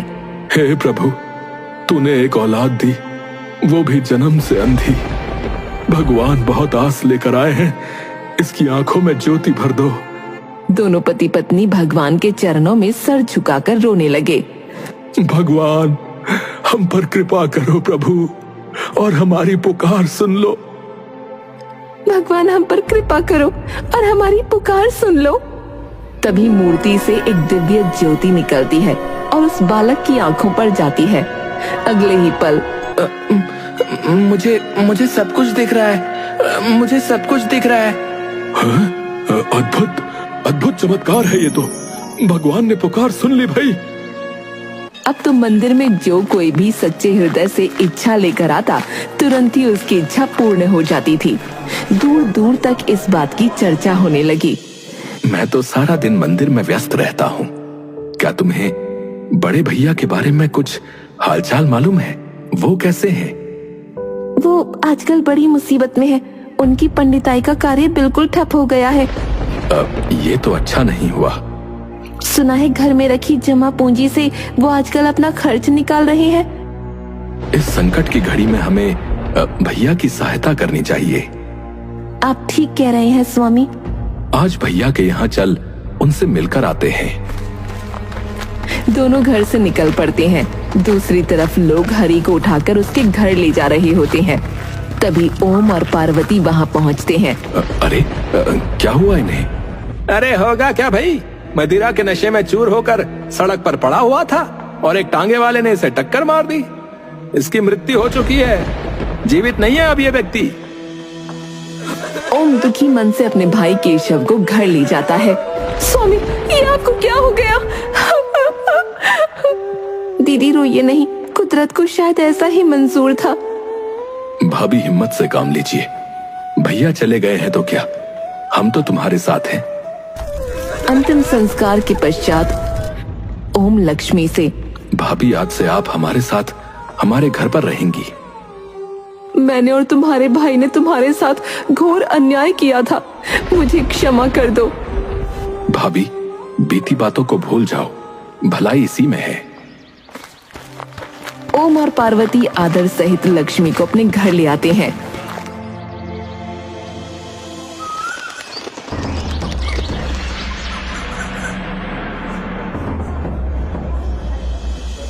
हमारे राज्य में भगवान कृष्ण की ऐसी चमत्कारी मूर्ति है, हमें वहां जाकर उस मूर्ति के दर्शन करने चाहिए। अवश्य महाराज, मैं इसका प्रबंध कर देता हूँ। दूसरे दिन राजा बलदेव दर्शन के लिए निकल पड़ते हैं। जैसे ही उनका रथ महल के मुख्य द्वार से बाहर निकलता है, अचानक रथ के पहिए रथ से अलग हो जाते हैं और महाराज को महल वापस लौटना पड़ता है। आज दर्शन ना किए तो ना सही, कल जाकर दर्शन अवश्य करेंगे। अगले दिन महाराज फिर से दर्शन के लिए महल से निकलते हैं, पर बाहर आते ही अरे, लगता है बहुत भयंकर आंधी तूफान आने वाला है। और शीघ्र ही चारों ओर काली घटाएं छा जाती हैं और तेज आंधी तूफान के साथ भारी वर्षा होने लगती है। उसी रात महाराज महारानी से, न जाने क्यों बार बार मंदिर जाने में इस प्रकार की बाधा आ रही है, क्या इस बात में कोई रहस्य है?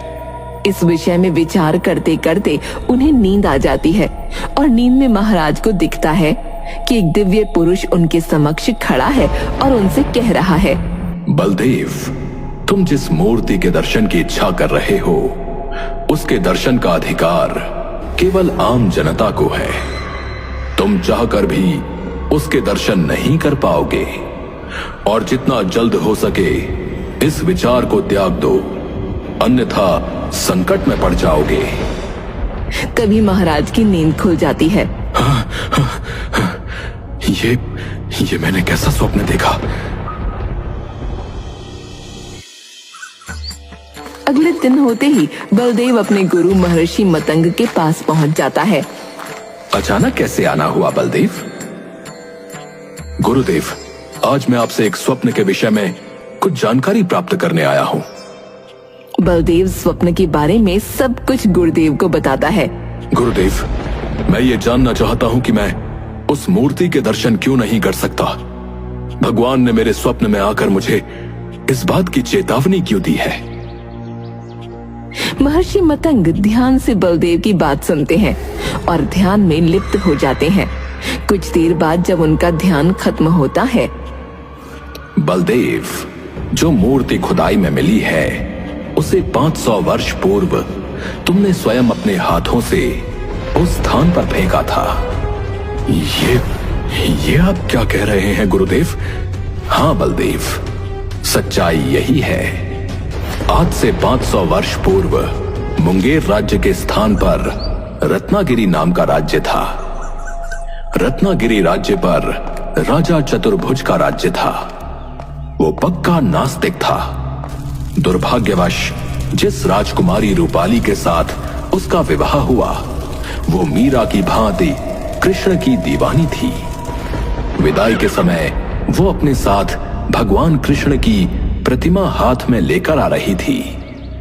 तब उसके पिता राजा शीतल सेन ने कहा, बेटी रूपाली, राजा चतुर्भुज भगवान के नाम से भी चिढ़ता है।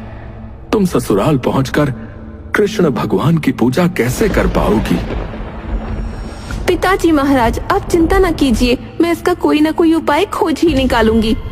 रत्नागिरी पहुंचने के कुछ दिनों के पश्चात रानी रूपाली ने रत्नागिरी के प्रधानमंत्री श्यामल को अपनी योजना का हिस्सेदार बना लिया। रानी रूपाली प्रधानमंत्री से, राज्य की सीमा के बाहर एक मंदिर बनाया जाए, मैं उस मंदिर में कृष्ण भगवान की मूर्ति की प्राण प्रतिष्ठा करवाऊंगी। जी महारानी जी। ध्यान रहे महाराज को इस बात की भनक भी न लगे। महारानी जी, मैं भला महाराज को यह बात क्यों बताऊंगा, बल्कि मुझे तो इस बात की प्रसन्नता है कि राज्य में किसी ने तो भगवान का नाम लेने की हिम्मत की है। कुछ ही दिनों में प्रधानमंत्री के आदेश पर राज्य की सीमा के बाहर एक मंदिर बनकर तैयार हो गया। रानी रूपाली राजा की नजरों से बचकर उस मंदिर में कृष्ण की प्रतिमा की प्रतिष्ठा करने आई। पुजारी जी, मैं आपको इस मंदिर की पूजा अर्चना के लिए नियुक्त करती हूँ। जी महारानी जी। अब रानी प्रत्येक रात्रि को राजा चतुर्भुज के गहरी नींद में सो जाने के बाद रथ पर बैठकर कृष्ण भगवान की पूजा हेतु सीमा पर स्थित मंदिर की ओर चल देती थी। मंदिर जाकर वो पूर्ण भक्ति भाव से कृष्ण भगवान की पूजा आराधना करती। एक दिन अर्धरात्रि के पश्चात अचानक राजा चतुर्भुज की आंख खुली तो उन्होंने रानी रूपाली को वहां न पाया और बहुत खोजने पर भी रानी उन्हें महल में नहीं मिली। तब अगली रात्रि वो रानी रूपाली का पीछा करते हुए सीमा पर स्थित मंदिर में जा पहुंचा। चतुर्भुज के क्रोध की तो कोई सीमा ही नहीं रही। रानी, तुम आज तक हमें धोखा देती रही हो। हमारे होते हुए तुम इस पत्थर की पूजा करती थी। महाराज, मैंने आपको कोई धोखा नहीं दिया है।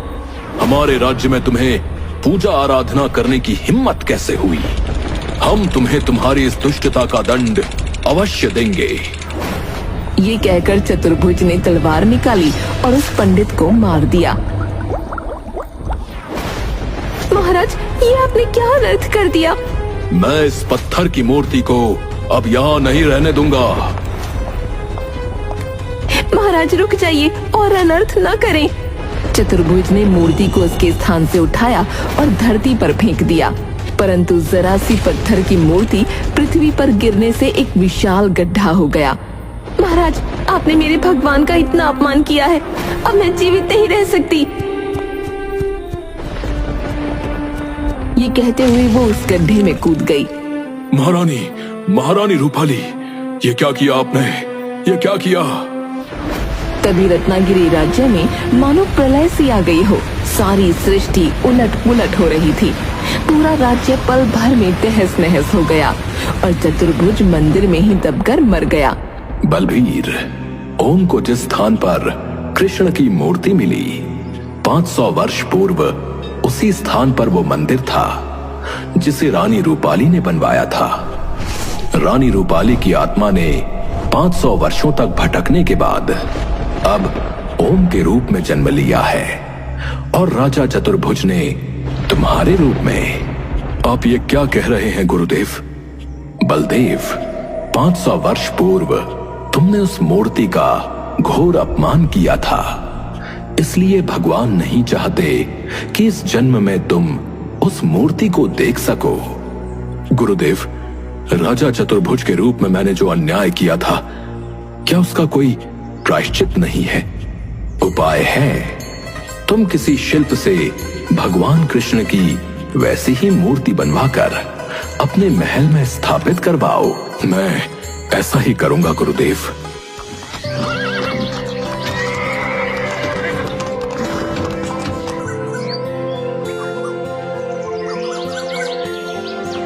बलदेव के कहने पर कुशल शिल्पियों ने महल के मंदिर में वैसी ही मूर्ति का निर्माण आरंभ कर दिया जैसी मूर्ति उस मंदिर में थी। जब मूर्ति बनकर तैयार हुई, महाराज, वैसी ही मूर्ति है जैसी मूर्ति ओम के मंदिर में है। अच्छा, अति सुंदर। बलदेव प्रतिदिन श्रद्धा पूर्वक उस मूर्ति की आराधना करने लगा। 2 वर्षों तक उसका ये कार्य जारी रहा।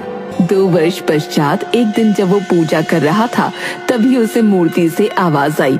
बलदेव, मैं तुम्हारी आराधना से प्रसन्न हूँ। अब तुम जाकर ओम के मंदिर में असली मूर्ति की पूजा कर सकते हो। बलदेव ने प्रसन्नचित्त होकर मंदिर जाने की तैयारी की।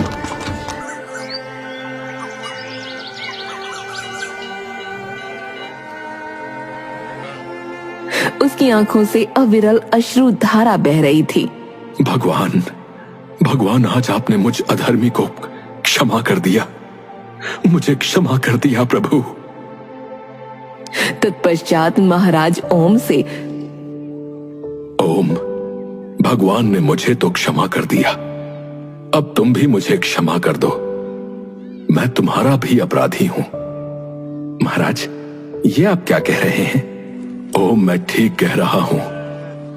आज मैं तुम्हें राज पंडित घोषित कर अपने अपराध का प्रायश्चित कर रहा हूं।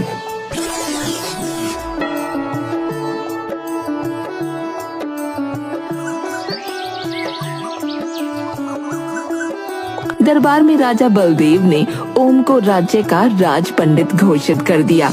अब पूरे राज्य में ओम का और ज्यादा आदर सम्मान होने लगा।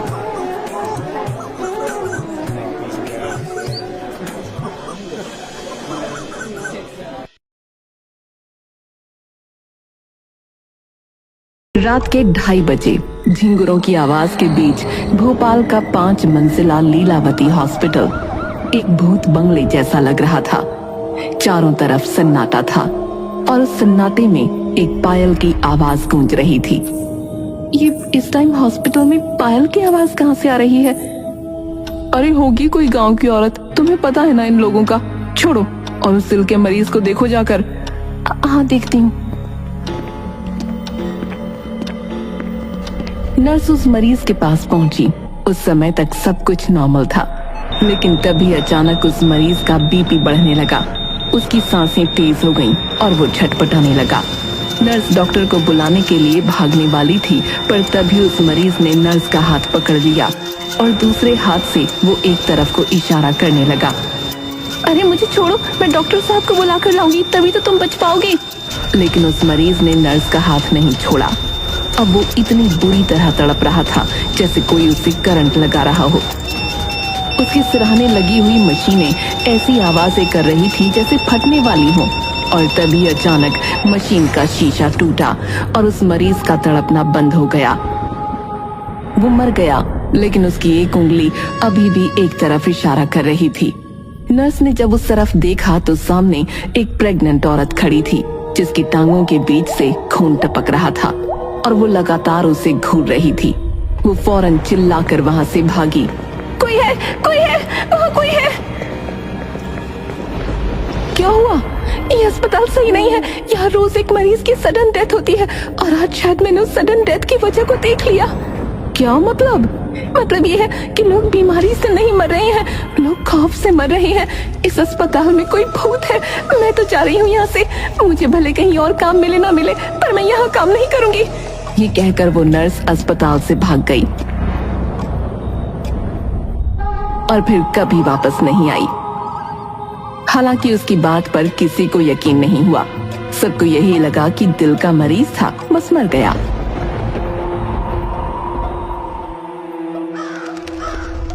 दो दिन बाद उस अस्पताल में 2 इंटर्न आए, प्रेम और राहुल।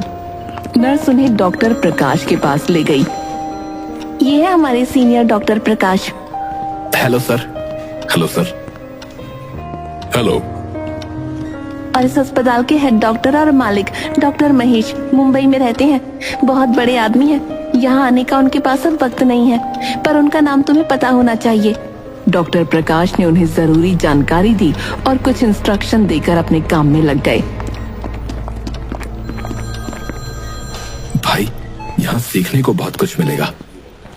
हाँ, पर ये अस्पताल थोड़ा अजीब नहीं लग रहा क्या? तभी वार्ड बॉय उनके पास आया और बोला, ऐसा देखो, रात की ड्यूटी तुम दोनों को करनी होगी। रात? हमें तो लगा सीनियर नर्स या कोई और होगा। एक नर्स थी, पर वो छोड़कर चली गई। अब मैं अकेला तो नहीं रहूंगा ना। दोनों ने मना करना चाहा, पर मजबूरन मान गए।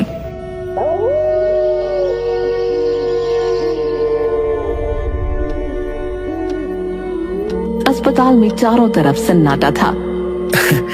यार, ये जगह तो सच में हॉरर फिल्म का सेट लगती है नहीं? यार बस रात बीत जाए, कल से दिन की शिफ्ट ले लेंगे। इंटर्न्स को डे शिफ्ट नहीं मिलती यार, भूल जा। एक मरीज को ऑक्सीजन की जरूरत है भैया, 4थी मंजिल से सिलेंडर लाना होगा। अब तू जा प्रेम, मैं यहाँ देख लूंगा। प्रेम 4थी मंजिल की तरफ बढ़ा।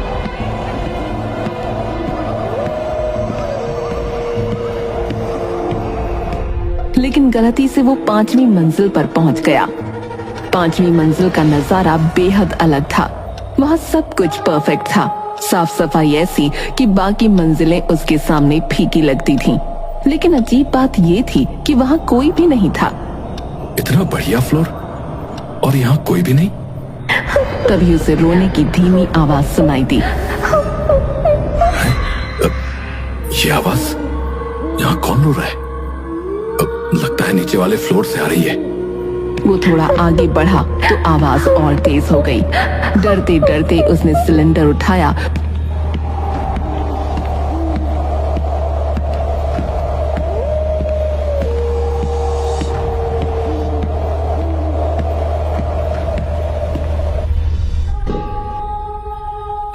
आ गया। इतनी देर क्यों लगाई है? 5वीं मंजिल से लाने में टाइम तो लगेगा ही। 5वीं मंजिल? हाँ, लिफ्ट काम नहीं कर रही थी तो सीढ़ियों से गया। 5वीं मंजिल? अरे भैया वहां तो कुछ भी नहीं है, वो जो है वो तो सालों से बंद पड़ा है। प्रेम का चेहरा सफेद पड़ गया। नहीं, मैं अभी वहां से आ रहा हूँ। सब कुछ सही सलामत था। भैया ठीक है, ये मजाक का टाइम नहीं है, काम पर लगो और चलो। प्रेम कुछ नहीं बोला।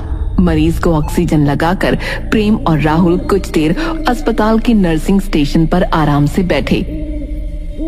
यार राहुल, मुझे अभी समझ में नहीं आ रहा है कि मैं जिस 5वें फ्लोर पर गया था वो इतना अलग क्यों था यार, इतना शानदार। और अब वार्ड बॉय कहता है कि वो बंद पड़ा है। अरे यार, तू रात की ड्यूटी पहली बार कर रहा है ना, शायद इसीलिए तेरी थकान और डर तुझे कुछ ज्यादा ही सोचने पर मजबूर कर रहे हैं। नहीं यार, चलो मेरे साथ, अभी चलते हैं 5वें फ्लोर पर, सब पता चल जाएगा। राहुल पहले मना करता रहा, लेकिन प्रेम के बार बार कहने पर आखिरकार मान गया।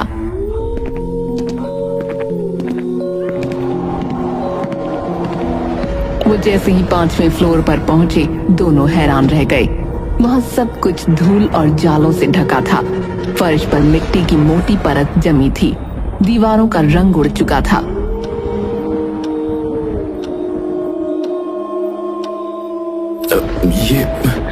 ये कैसे हो सकता है?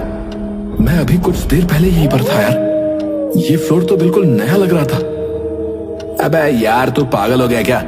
देख, यहाँ कुछ भी नहीं है। तभी एक आवाज आई, आओ आगे आओ, डरना मत, आगे आओ। ओए, तूने कुछ सुना क्या? ये क्या था यार? हाँ, लेकिन ये कहां से आ रही है?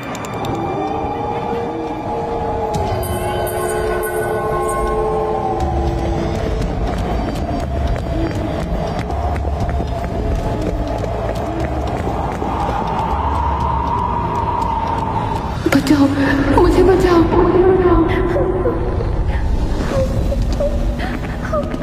वो महिला मरीज कुछ कहने की कोशिश कर रही थी, लेकिन उसकी आवाज जैसे गले में ही अटक गई थी। तभी अचानक वो जोर जोर से कांपने लगी और उसकी सांसें रुक गईं। ये क्या हो रहा है? राहुल, ये अचानक कैसे मर गई यार? मुझे नहीं पता यार, लेकिन यहाँ कुछ सही नहीं है। अचानक उस महिला का पेट फूलने लगा। वो इतना बड़ा हो गया, ऐसा लगा जैसे अभी फट जाएगा। दोनों बुरी तरह घबरा गए और तभी उसका पेट एक बन की तरह फट गया।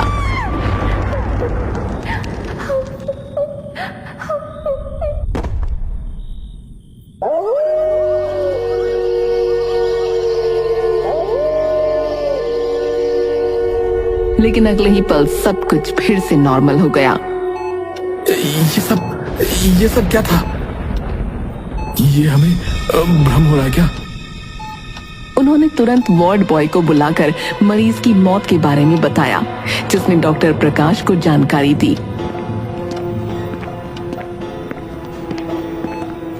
डॉक्टर प्रकाश आते ही गुस्से में चिल्लाए, तुम लोग अभी भी यहाँ नई ड्यूटी के हिसाब से ढल नहीं पाए हो। ये सब तुम्हारी थकान और डर का नतीजा है।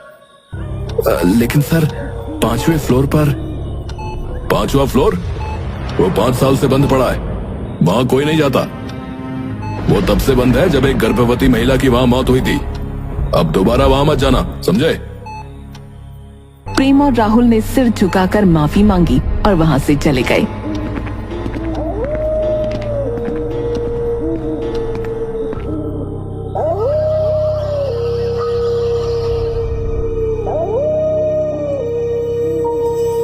अगली रात दोनों ने तय किया कि अब कुछ भी हो वो 5वें फ्लोर पर नहीं जाएंगे।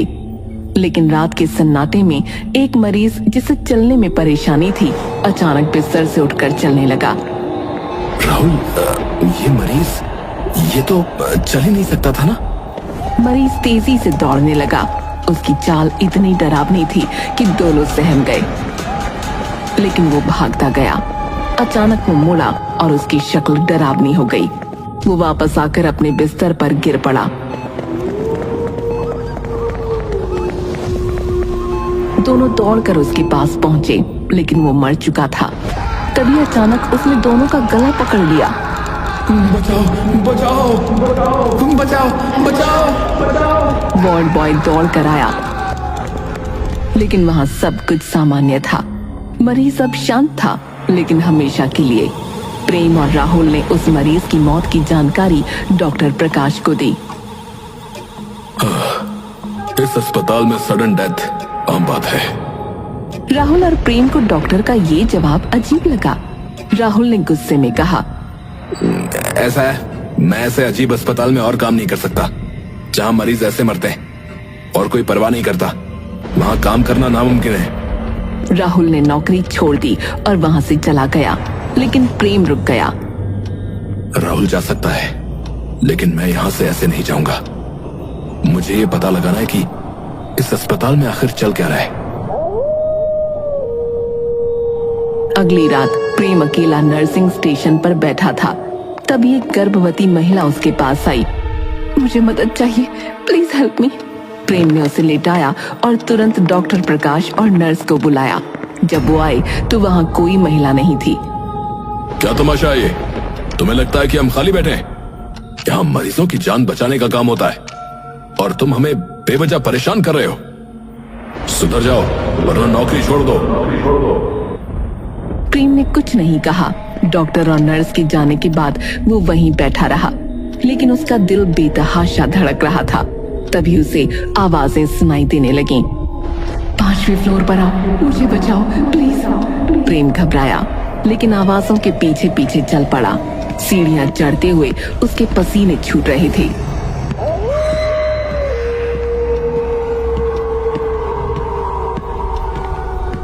जब वो 5वें फ्लोर पर पहुंचा तो वहां का मंजर वही था, धूल, मिट्टी और जाले। लेकिन इस बार बीच में एक बेड पर वही गर्भवती महिला बैठी थी। प्लीज मेरी मदद करो, मेरा बच्चा, मेरी डिलीवरी करवा दो, मुझे बचा लो। प्रेम डर के मारे कांप रहा था। उसे कुछ समझ नहीं आ रहा था कि वो क्या करे, लेकिन जैसे जैसे वो उसकी मदद करने के लिए आगे बढ़ा, महिला का रूप बदलने लगा। उसकी स्किन सफेद और भद्दी हो गई। उसकी आंखें गड्ढों में समा गईं, उसके बाल बिखर गए और वो एक जिंदा लाश की तरह दिखने लगी। तुम कौन हो? ये क्या हो रहा है? प्लीज मुझे बचा लो, मेरी डिलीवरी करा दो। प्रेम डर से कांपते हुए पीछे हटने लगा, लेकिन तभी उसने एक बच्चे के रोने की आवाज सुनी। प्लीज मुझे और मेरे बच्चे को बचा लो। प्रेम का डर अचानक सहानुभूति में बदल गया। उसे इस खौफनाक दिखने वाली महिला पर भी तरस आ गया। मैं तुम्हारी मदद करूंगा। मुझे बताओ कि क्या करना है, बताओ मुझे। महिला ने हैरानी से प्रेम की ओर देखा और उसका रूप फिर से पहले जैसा हो गया। पर जैसे ही प्रेम महिला की मदद करने के लिए आगे बढ़ा, माहौल अचानक बदलने लगा।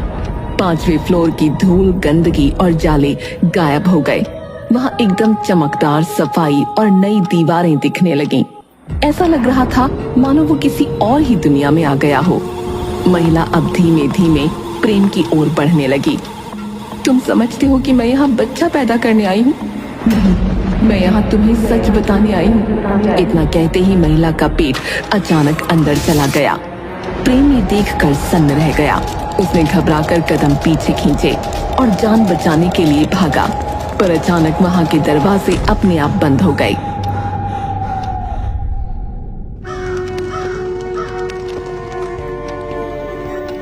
डरा हुआ प्रेम अगली सुबह अस्पताल के हेड डॉक्टर महेश को कॉल करता है।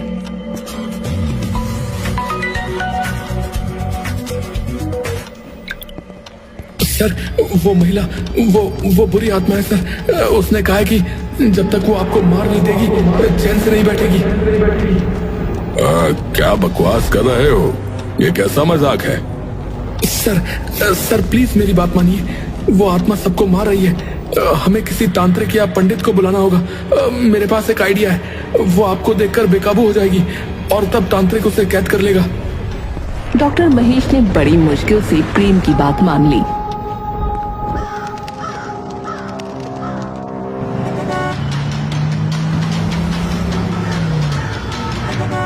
अगले दिन वो अस्पताल पहुंचे।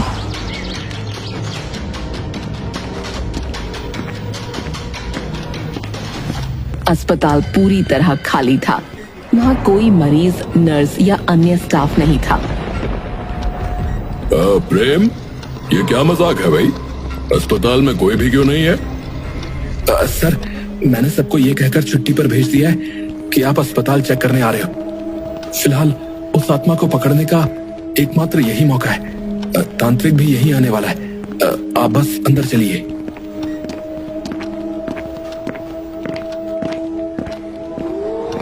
डॉक्टर महेश अंदर जाने को तैयार नहीं थे, लेकिन प्रेम ने उन्हें धक्का देकर दरवाजा बाहर से बंद कर लिया। अस्पताल में एक सन्नाटा था। अचानक वही महिला डॉक्टर महेश के सामने प्रकट हुई। याद है तुझे? तूने मुझे मारा था, मुझे और मेरे बच्चे को, सिर्फ इसलिए क्योंकि मैंने तुझसे अपना हक मांगा था। तुम कौन हो तुम भाई? मैं तुम्हें नहीं जानता। झूठ मत बोलो, मैं रंगीली हूँ, तुम्हारे बच्चे की माँ। जब मैंने अपने अधिकार मांगे तो तुमने मुझे चेकअप के बहाने 5वें फ्लोर पर ले जाकर मार दिया और मेरी मौत को सडन डेथ का नाम देकर भाग गए। डॉक्टर महेश कांपने लगे। महिला का चेहरा बिगड़ने लगा। उसकी आंखें गड्ढों में धंस गईं और उसके होठों से खून टपकने लगा। उसने डॉक्टर को उठाकर दीवार से पटका। उसी समय प्रेम ने दरवाजा खोल दिया और अंदर आया। रंगीली ने मुझे सब कुछ बता दिया है। अब तुम्हारा पर्दाफाश होगा। या तो तुम अपना जुर्म इंटरनेट पर लाइव कबूल करो या फिर वो तुम्हें और तड़पाएगी। डॉक्टर महेश ने दर्द से कराहते हुए मोबाइल निकाला और लाइव वीडियो शुरू किया। मैंने रंगीली का खून किया था। वो प्यार करती थी पर मैंने उसे गर्भवती कर दिया और जब उसने मुझसे शादी और अपने अधिकारों की मांग की तो मैंने उसे 5वें फ्लोर पर मार डाला।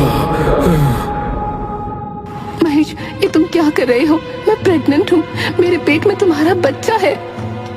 अरे भाड़ में जा तू और तेरा बच्चा है? नहीं नहीं, प्लीज ऐसा मत करो। तुम्हें इस बच्चे को अपना नाम नहीं देना मत दो, पर प्लीज मारो मत। मेरे माथे पर तुझे बेवकूफ लिखा दिख रहा है क्या? है जो मैं तुझे जिंदा छोड़ूंगा?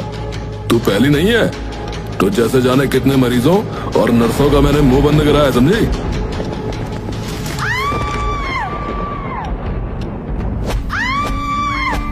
मेरा बच्चा, मेरा बच्चा।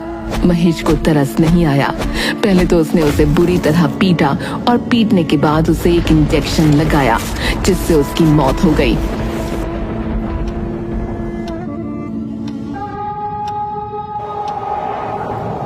अब रंगीली को मारने के बाद मैंने उसकी बॉडी पार्ट्स को ब्लैक मार्केट में बेच दिया और ऐसा मैंने कई औरतों के साथ किया है।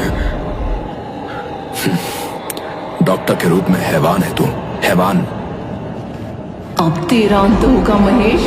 ये कहते ही उसने डॉक्टर महेश का गला पकड़ा और उसे इंटरनेट पर लाइव ही मार डाला। डॉक्टर की चीखें कमरे में गूंजने लगीं। अब मुझे मुक्ति मिल गई। शुक्रिया प्रेम। प्रेम ने धीरे धीरे महिला को गायब होते देखा। माहौल में एक सन्नाटा छा गया। प्रेम ने गहरी सांस ली और अस्पताल से बाहर आ गया।